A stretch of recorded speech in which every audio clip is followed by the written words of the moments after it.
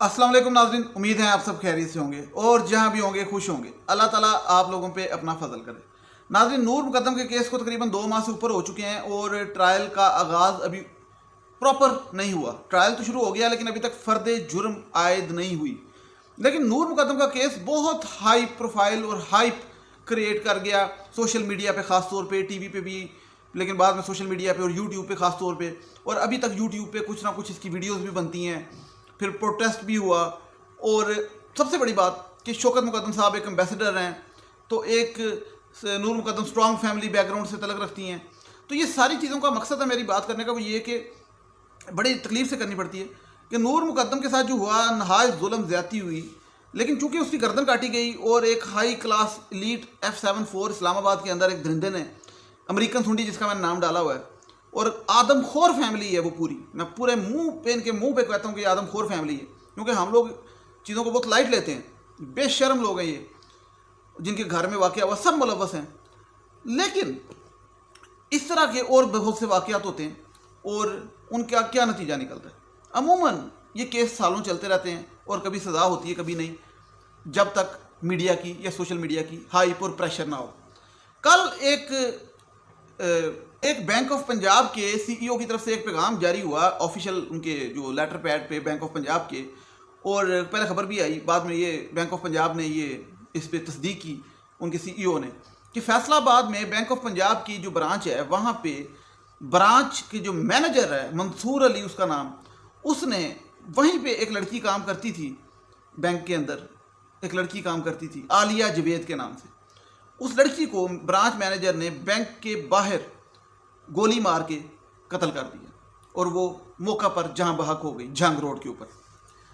अब आपको पहले सवाल तो ये कि आपको क्या लगता है कि ब्रांच मैनेजर ने क्यों मारा होगा, मोटिव क्या होगा? एक ही मोटिव होता है 90% कि लड़की ने इनकार कर दिया होगा, ठीक है। लेकिन आपको पता है ये हाइप नहीं इस खबर की क्रिएट हुई उस तरीके से, और इस किस्म के बहुत से वाक़यात होते हैं। ये जब नूर मुकद्दम का वाक़या हुआ 4 से 5 वाक़यात हुए हैं उन दिनों, सिर्फ उसी हफ्ते के अंदर। कुरत लैन का भी उसी दिनों हुआ था, ठीक है, नसीम बीबी का। तो ये सारे वाक़यात होते हैं औरतों के साथ जो इस किस्म की ज़्यादती होती है। लेकिन जो सिस्टम है ना हमारा, जो सज़ा का सिस्टम है, ख़ास तौर पे जो स्पीडी ट्रायल की हम बात करते हैं नूर मुकद्दम केस, वो हर जगह नहीं होता। और उस सूरत में इस तरह मुलज़म ज़मानत पे रिहा भी हो जाते हैं, बच भी जाते हैं। खैर बैंक ऑफ पंजाब ने उसको नौकरी से निकाल दिया, लेकिन बड़ा अफसोसनाक वाक़या, और इस पे जो डिटेल्स होंगी मैं आपके साथ शेयर करूँगा आगे जाके। लेकिन मैं आपको एक बात करना चाहता हूँ, ये 2 वाक़यात, एक नूर मुकद्दम को और ये बात करने के बाद, कि आप लोग जो स्पेशली वीडियोस देखते हैं तो आप लोगों को बहुत सी चीज़ों का आइडिया नहीं है। कुछ मैं चीज़ें आपसे शेयर करूँ कि कोई भी हुकूमत हो, नून लीग, PTI या जो भी, लेकिन ये चीज़ें ठीक कौन करेगा कि जो सिस्टम है हमारा, जो आबादी हमारी कितनी ज़्यादा है और जजेस बहुत कम हैं और उसकी वजह से केसेस कितने ज़्यादा होते हैं, और उनका जो सिस्टम है जुडिशल, वो जिस तरीके से कार्रवाइयाँ चलती हैं वो कितना, वो एक खान साहब कहते होते थे कि छोटे चोर जेलों में होते हैं और बड़े चोर आज़ाद होते हैं। ये जो मैं बात समझाना चाह रहा हूँ। मुझे कल एक बंदा मिला, वो बंदा कहता मैं जो मेरा कुछ समझ लें कि दूर का जानने वाला भी नहीं कह लें, बल्कि समहाउ मेरा कोई लिंक था उसके साथ। तो बात हुई इन केसेस के ऊपर, तो वो कुछ 4-5 महीने पहले कहता मैं 7 दिन जेल में रह के हैं। तो कहता मेरे जो 7 दिन जेल में थे वो 7 सालों के बराबर थे अडयाला जेल में, और मैं गलत जो है ना वो मेरे पे मुकदमा हुआ था। तो जो FIR थी उस पर जो जिन्होंने किया था उनसे मेरी सुलहनामा भी हो गया। सुलहनामा होने के बावजूद 4 साल से मैं पेशियाँ भुगत रहा हूँ एक शहर से दूसरे शहर आके, क्योंकि कभी जज साहब नहीं होते, कभी कोई मामला होता है, कभी वकील छुट्टी कर जाता है, या कभी कुछ भी ऐसी छोटी सी बात, और कभी 2-3 मिनट की पेशी होती है और तारीख डाल दी जाती है। और बीच में मेरी वालदा का ऑपरेशन था और पेशी थी, तो मैं 2 पेशियों पे नहीं आ सका। तो जब मैं तीसरी पेशी पे आया तो जज साहब ने मुझे गिरफ्तारी का हुक्म दे दिया मेरी, और 7 दिन मैं जेल में चला गया। और जो 7 दिन का वाक़या सुनाता है वो कहता है मुझे हर दूसरा बंदा जेल में मिला जो कि बेचारा था, मतलब जो कि सज़ा भुगत रहा था किसी की। बहुत से वाक़यात सुनाए, एक वाक़या मैं आपको सुनाऊंगा ताकि आपको अंदाज़ा हो कि ये चीज़ें कितनी ख़तरनाक हैं और आप ज़रा इसको फील करें। कहता एक बंदा किसी के घर सफेदियाँ करता था, डिस्टेंपर, बेचारा गरीब। तो वो एक कोठी में डिस्टेंपर करने गया, तो वहाँ पे जो डिस्टेंपर करने गया जिस कोठी में, तो उसका जो मालिक था वो काफ़ी अमीर आदमी था। तो उसके एक जगह पे ना 7-8 मोबाइल्स पड़े हुए थे। تو اس نے سفیدی والے نے کہا کہ آپ نے مجھے پیسے دینے ہیں تو اس میں سے کچھ پیسے کاٹ لیجئے گا، تو مجھے ایک کوئی بھی موبائل دے دیں، میری بیٹی ہے جو کہ تھوڑی سی بڑی ہوئی ہے، تو اس کا دل کرتا ہے کہ موبائل پہ یوٹیوب پہ یا گیمیں شیمیں کھیلے، تو ہم غریب ہیں، ہمارے پاس تو اس طرح کے موبائل نہیں ہیں، تو گیموں والے وائی فائی نیٹ والے. تو اس نے موبائل دیا اور کہا کہ ٹھیک ہے میں پیسے کاٹ لوں گا، لیکن تم نے اس میں سم نہیں ڈالنی، کیونکہ سم ڈالو گے تو یہ موبائل نہیں چلے گا. تو کہتا میں نے کہا ٹھیک ہے، وہ سویدی والا کہتا میں نے کہا ٹھیک ہے، میری بیٹی نے گیمیں کھیلنی، خیر.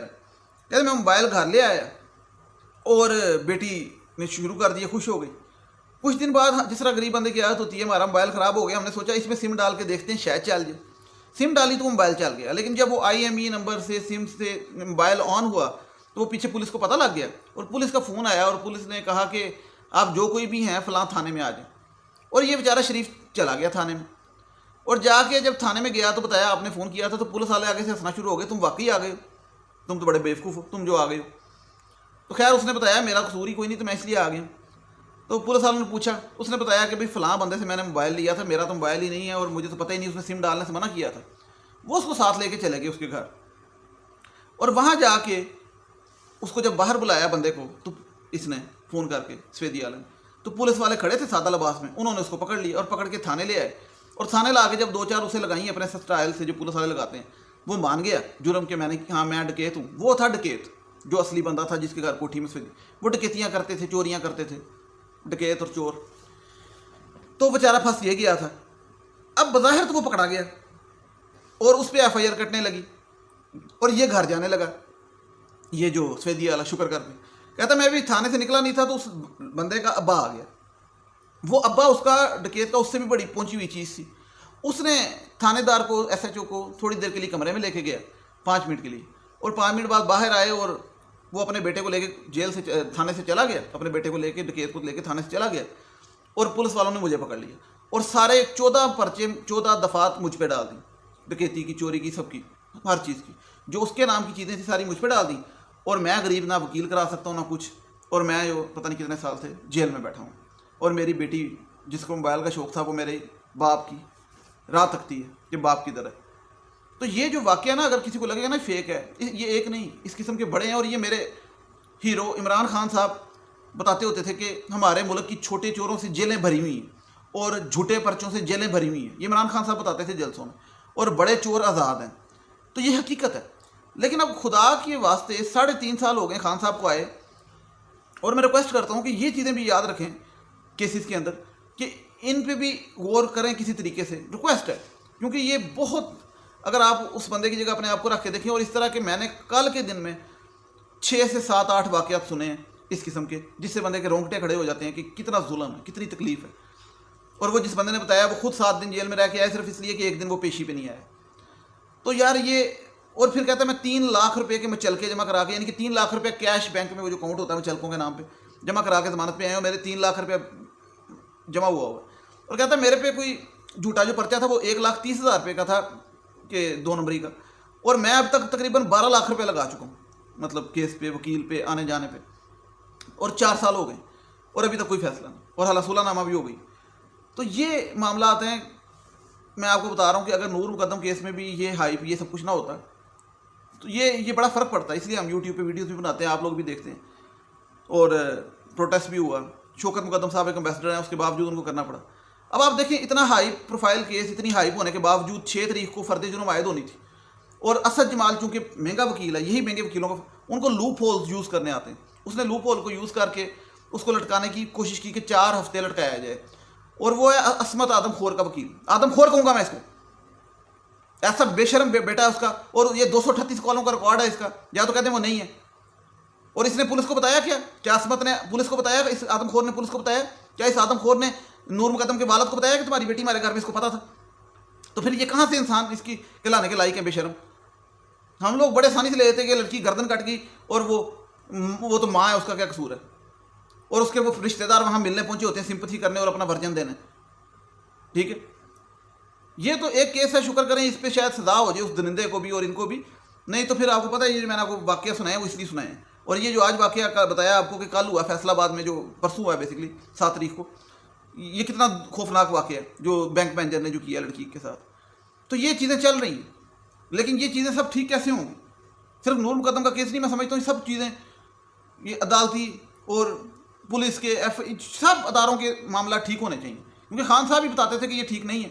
تو اب خان صاحب ہیں، اب خان صاحب سے ریکویسٹ ہے کہ کریں تو شروع کریں، کم از کم سٹارٹ کریں.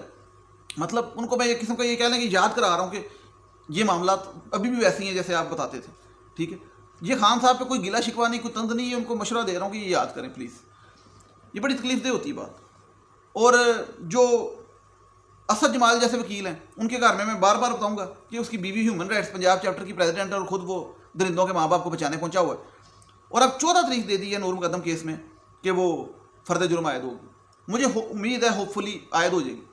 لیکن میری یہ بھی میں آپ کو بتا دوں کہ اسد جمال اور راجہ رضوان عباسی پوری کوشش کریں گے نیا پینتھرا، نیا منجن بیچنے کی، نیا تماشا لگانے کی. یہ میں آپ کو بتا دوں، کیونکہ یہی طریقہ ہوتا ہے ان کا لٹکانے کا.